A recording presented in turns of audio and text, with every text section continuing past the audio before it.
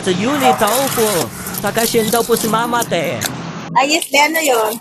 一个先么都是妈妈的，sa number Pagkasin si niya. mama mo?我不开心， Magkano?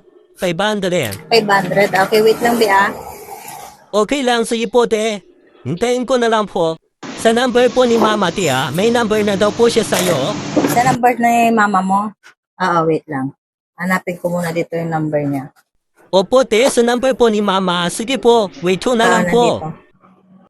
Hoy, Day, yung pinakashiin mo, kanina pa, hindi pa dumadating sa akin. Nung umaga pa yun, anong oras na, 2:00 na, wala pang dumarating sa akin na cash-in. Asan na, Day?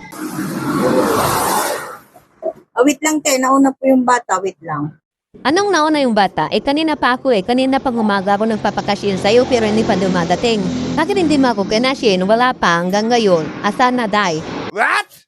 Diti, mas nauna yung bata sa'yo.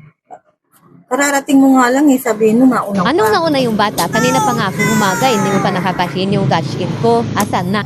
Katano po lahat yun de, yung bayad ko? 510 yun, be. 500, ito po yung bayad ko de Aba, Day, inuna mo pa talaga yung bata kaysa sa akin. Mas nauna ako sa kanya. Kanina pang umaga ako nagpapakashin sa'yo Hindi pa dumadating hanggang ngayon. Okay na po ba, Ate Julie? Nasend mo na po ba sa number ni Okay na, mama? be. Nasend ko na, oh. Okay de, sige po, thank you po. Alis na po ako de. Ano, Day, mas nauna nga ako dun sa bata. Inuna mo pa talaga yung bata. Asa na yung cash-in ko? Hindi mo pa nagtatashin. Kanina pang umaga yun. Anong sinasabi mong nauna ka? Mas nauna pa nga yung bata kaysa sa'yo. Kararating mo nga lang Sumisingit ka na kaagad-agad. Anong nauna? Mas ako pa nga ang nauna. Kanina ko pa nga pinapakashin yung sa pakashin ko sa'yo. Hindi pa dumadating. Kanina pa nagpakashin na ako. Nagpakashin ka? Kailan ka nagpakashin? Kanina pang umaga, yung anak ko, inutusan ko, magkashin dito sa tindahan mo. Wala pa hanggang ngayon. Anak mo, ang nagpakashin, napunta dito. Wala naman pumupunta ditong bata na nagpakashin.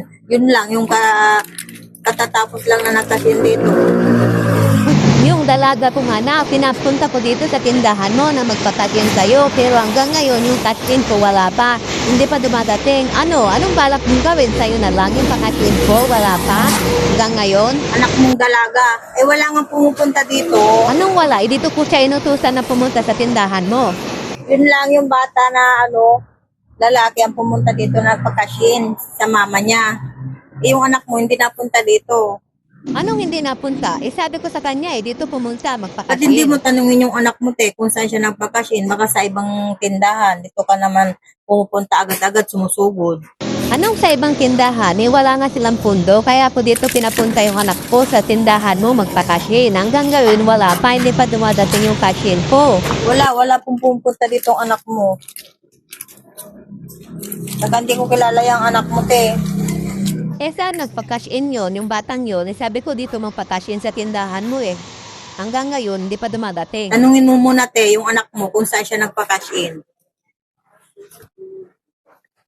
Tignan mo, ito. Ngayon lang ito lang yung transaction ko sa ngayon. Yung cashin kaninang 500 na bata, tsaka yung load. Yan lang po.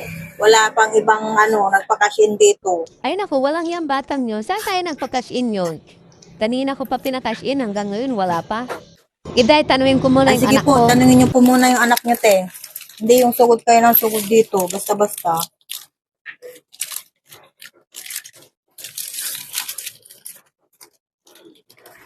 Kakagulat kayo Sugod-sugod kayo kaagad-agad.